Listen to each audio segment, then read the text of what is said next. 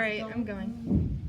Okay, so you form this into an oblong shape, kind of a football, or like I said, biggest like sweet potato or potato that you've ever seen. It helps rolling it out, and then I put the fabric on here diagonal, so I have as much like surface area as possible. The reason I'm doing that is because as soon as you roll out wet clay on the table surface, you have to scrape it all up and you'd have to start all over, okay? So I'm gonna put that kind of in the middle. These slats go on either side, like this, and I'm gonna start rolling it out. I suggest that you stand when you roll this out because it's easier, okay? You can use gravity to help you. Okay, so I start rolling this out. What the slats are is they, eventually my roller will come down on top of those slats and they will prevent me from rolling my clay out too thin. Does that make sense to everybody? All right. So I kind of start rolling and then I pick it up and I flip it over. And I do that a few times just to kind of keep it even. No air bubbles. Yes, no air bubbles. So I kind of roll towards me. I roll away from me. If it's really narrow at one side, that should be okay. If it's super, super narrow, you can roll the opposite way, like widthwise, but then you have to be really careful because you don't have your slats there to protect you from it getting too thin.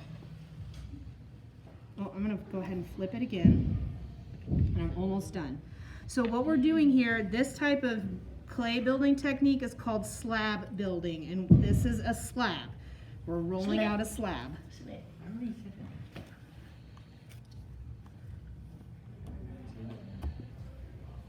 We have to pull it up so it'll come up. Oh, never mind. We can take it ourselves. All right, guys. Shh, shh, shh. Okay, I'm gonna cut off a piece of this clay for you guys, and I'm gonna pass them around so you guys can see the kind of thickness you need to be aiming for. So guys, don't like super squish it. Just grab Don't smell it. and pass it around. So you want to stay within like a 1/2 inch to 1/4 inch thick. Anything thicker than a 1/2 inch is probably going to explode, okay?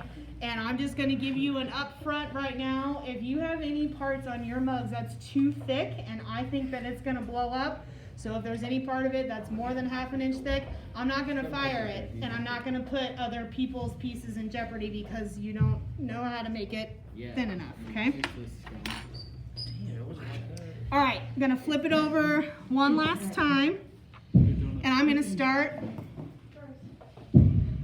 start by making the base of my mug first, and I have a Cheater McCheaty way. So I'm going to get this tin can and I'm going to impress it or just kind of press it into the clay to leave a little bit of an indentation. That gives me a circle guideline for me to follow.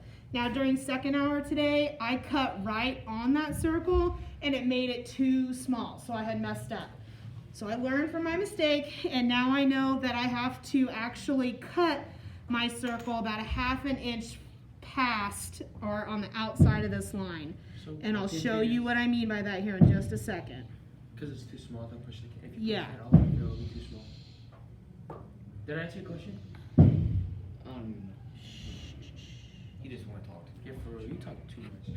Okay, so I'm gonna hold this up so you guys see what I mean. So I use the tin can just to kind of give me a circle impression to follow, and I just did the best that I can and tried to cut out about a 1/2 inch past that all the way around. So does everybody see that? So it ends up being wider than the can. So it's kind of what you need. All right, I'm gonna set that off to the side, and then I'm gonna cut off this excess, but I'm not gonna throw it away because Because this we is don't waste clay. correct. And those of you who are fidgeters, you have to leave this alone. The more that you sit and mess with this clay, the more and more you're gonna dry it out, and the more and more frustrated you're gonna get because your clay is gonna be cracking and everything while you're trying to build. So as soon as you have any extra clay, you just put it in a ball and you set it over to the side, and even better, if it goes into a bag, that's the best to make sure that your clay doesn't dry out. Everybody following me on that? Okay. All right, now with this slab, I want to cut a nice straight edge. If you can't eyeball that, you can always grab your slat here and use that as a guideline. So now I have a nice straight edge here and here. And we're going to start making the body of the mug. I'm going to get my tin can. I'm going to flip it upside down. So the base is facing me. Open side is down. What's the difference? I'll show you. Pause. Don't pause the video. Pause. Just keep it going. Just put an editor to cut that mug out. It's okay. Yeah, I'm doing a demonstration right now. So he'll miss it for the project. Okay, thank you. Okay, so now what I'm gonna do, this tin can is bottom side up. I'm gonna get a couple of paper towels and I'm going to lightly spritz them with water so they're just vaguely damp. Spritz. Okay, I'm gonna cover up the tin can. I use 2 just to make sure. Better safe than sorry. More protection, the better. I just want full focus, okay?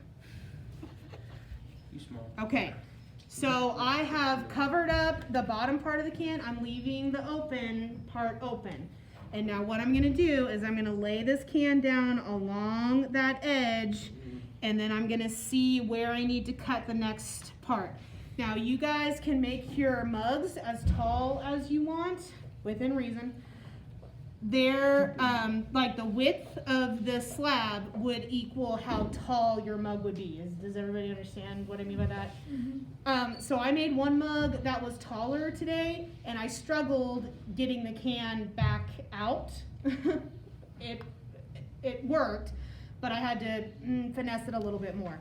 So I kind of suggest keeping it the size of the can, but if you are someone who's kind of having a real grand idea and you need like more vertical space to get your like idea on, then you need to make your mug taller. So what I'm going to do is I'm going to make kind of a little mark here with my needle tool that is at the top of my can. Now I see how wide it needs to be. I'm going to cut a straight line.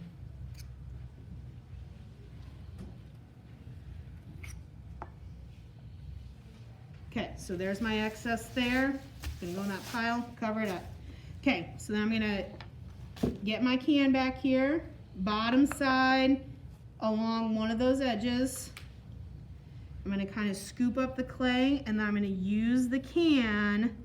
How you gonna get the can? I'll show you. I'm gonna use the can to be kind of like the forming, to kind of like form the body, okay? So my slab was way too long. You guys see like how much overlap that is? That's way too much. Is this supposed to be like And a this would perfect, like- explode. Yeah, I'm gonna show you. It would explode. So, Whoa. because it's too thick. Remember how I talked about? Yeah. So I need to cut a lot of this off. So I need a little bit of overlap. So I'm gonna go about 1 inch to 1/2 inch. So I'm kind of marking it here. That's all the overlap that I need. So I need to cut off this much excess. So I'm doing this carefully. And I'm gonna peel that off. That was. That goes into my pile. That was. Okay. She really doesn't say. So now I went from having like a 6-inch overlap to about 1/2 inch. Okay, so this is where we're now going to score and slip. That's new terms for you because we didn't get to go over that video. So you're gonna grab your fork and you're going to, Eat it. Peel it. you're gonna kind of unpeel it and you're gonna score. So scoring is the act of scratching up the surface of the clay, and forks do that really well. Does that Okay. make it stickier? Huh? Does that make it like? Kind of, yeah. Like grippy. Yeah. Like You don't texture. take a cup? Like, have you ever seen anybody lay tile and they Yeah. like put, and it makes like ridges in there? That's like what that is. Okay, so really get in there. Do you guys see how like roughed up the surface is? If you don't get in there and really score it, your pieces are gonna fall apart. And that's user error on your end, okay? So you're gonna really score it, then you're gonna come back in here with this slip. Can't you just use water? No, we're gonna use slip. Cause slip sticks better. Yep. Yeah, I'm on a roll today, man. Shut up. You kind of are. Okay, so I added slip on there, which is kind of like our clay glue. I'm gonna fold this back over, and I'm gonna kind of squeeze them together a little bit. Okay, so now I have this seam that I need to clean up, and we're gonna do that with blending or smoothing. Okay, this is where you can either use your thumb, you can use a tool, anything can turn into a tool. So I've just been using just like the back end of the fork today. So I like to do a smooth out horizontally first. What happens if it like ends up being a little bumpy? Like if you can tell there's a bump there. There Will kind it be of, there bad? will be for a little bit. The more and more that we work on it and smooth it, it'll go away. Okay. Are we gonna leave the cup in there? Huh? We're gonna leave the cup in there? The can? Yeah. No. I mean, Yes, for we're gonna right go- now, yes, but no. I'm gonna take it out here in just a second. Actually removed it yet? No, I have not removed it. Exactly. Good question.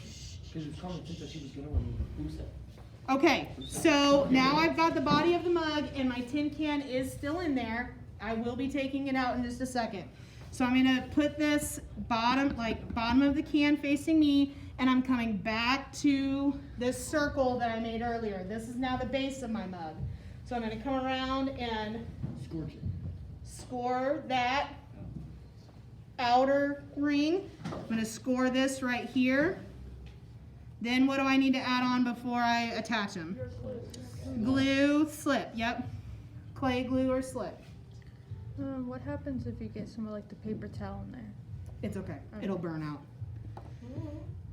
Okay, then I'm gonna set it on top, and I'm gonna kind of squish them together. But now I have this really unattractive, like seam line, and I want that to go away. So what I'm gonna do for that is I'm gonna take some of my clay, and I'm gonna roll out a little snake or coil. You guys remember doing this in elementary? Yeah. Play-Doh? Yes. What if you want the edges to be like more fine? Is there a way that you can do that? More edges, more fine. Like the around the top. Yeah. Like getting rid of No, this like on the top. here. Yeah, is That's that all about smoothing. I'll show you here and I'm about to get to it. Okay, so first thing that I'm gonna do is I wanna get rid of this kind of ugly seam. And I do that by adding what I call a connection coil. I thought you were about to make a handle.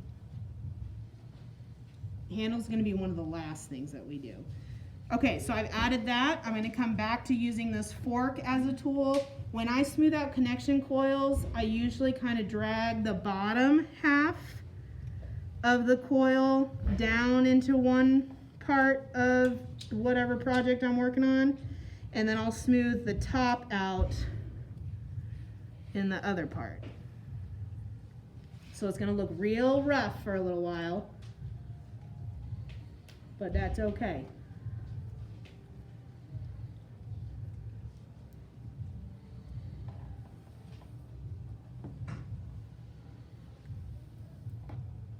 Okay, so some of this is coming way high up. I'll show you how to fix that.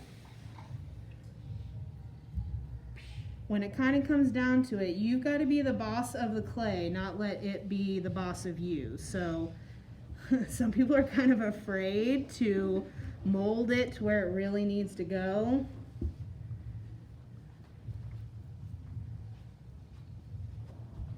Yeah. Okay, so then any of that, and this should answer your question, then I can just smooth it this way, Question. kind of up along the top. And it can kind of round out that edge too if you want. Yep.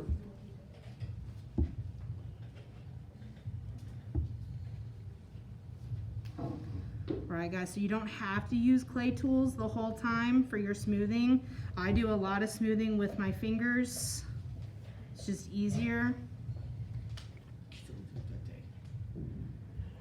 And I can spend time on this the whole time that I'm working. Probably like before I put my facial features on, I'd want this pretty smoothed out. Like it's looking pretty rough right now, but what did I say that clay looks like for the most part?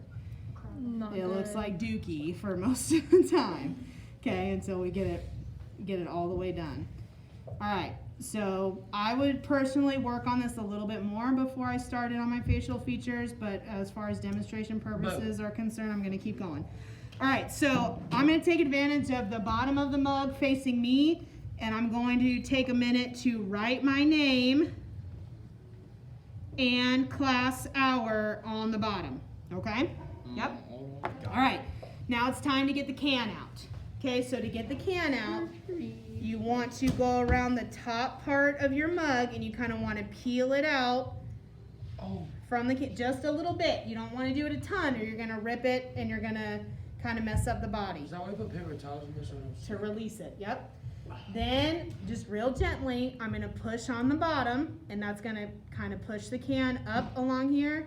And then I should be able to just grab, There's some paper towels. pull it out. That's okay. And that my kid is So if you have paper towels left over in there, all you have to do is just get in there and peel it out. If some paper towel gets stuck in there and you can't get it out, that's okay. Once it goes into the clay oven or a kiln, it'll burn out. It'll go away. Kiln, K-I-L-N. Is there an M in that? In, as in Kiln? Nancy. As in kill? No. Kiln. Okay, so then I've got to hold this pretty gently. I have an inner seam in here that if it's hard to get to with your hands, you can use a clay tool. And I can smooth that out, and I can also kind of smooth out that tin can texture if that bothers you. Is it always gonna be so flimsy? Or is it? No, it won't be this flimsy all the time. So I'll have to talk about some of that terminology in a couple I'm gonna days. put I my don't want to jacket throw in it my all back. at Are we you. painting them? Huh? Are we No, we're not Like painting using the flag. them. George wasn't here for that. He's been here like past Yeah, he 2 hasn't been days. here for a couple I haven't days. been here for the past 3. Okay, so then the bottom that attaches on in there, there's kind of a seam in there too. If you can find a wooden tool that has a little bit of a rounded end, you can just come in there and just kind of clean it up a little bit, or you can use your finger if your hand can fit in there. Okay, and that is basically it for that. So let me show you how you pack it up every day. All of your leftover clay that you have at the end of the class period needs to be kind of reconstituted or brought back together, and you do that through wedging, or it's almost like you're kneading dough or bread, because you guys make bread every day, right? Yeah. Yeah, totally. I got it. This guy knows he's on the art. Artem speaking. The art room is speaking. Oh, that's me. Yeah. Bye-bye. Miss Seymour. Oh, come on. Okay, so this clay, what I do, you can either wrap this up in damp paper towels, or I just put that in my mug for right now, and that will help it from drying out. These paper towels, if one got real ripped up, you're gonna have to get new paper towels. Which, Darnell, will you grab me a couple over there? Maybe. So at the end of every class period, you need to wrap up your project in just slightly damp paper towels, okay? So you don't want them, thank you, you don't want them like dripping wet, or that's going to overhydrate your clay, and clay will actually melt if you get it too wet, or it like dissolves. So you can either use a spray bottle to lightly dampen these, or you can take paper towels over to the sink, but then you have to make sure that you squeeze all the extra water out. Okay? So you're gonna wrap it up like that. And then we're going to double bag these, and that will hopefully prevent, so you pick it up with 2 hands, put it in the bag. We're going to double bag these to prevent dry out also. So it's kind of like you have to keep clay in a very particular zone. You don't want it too wet and you don't want it too dry, because either way you can't work on it. Yeah, moist. Okay, so I put that in there, kind of got the air out, tied it up. I'm gonna do the same thing with the second bag. So I'm double bagging and putting that in there.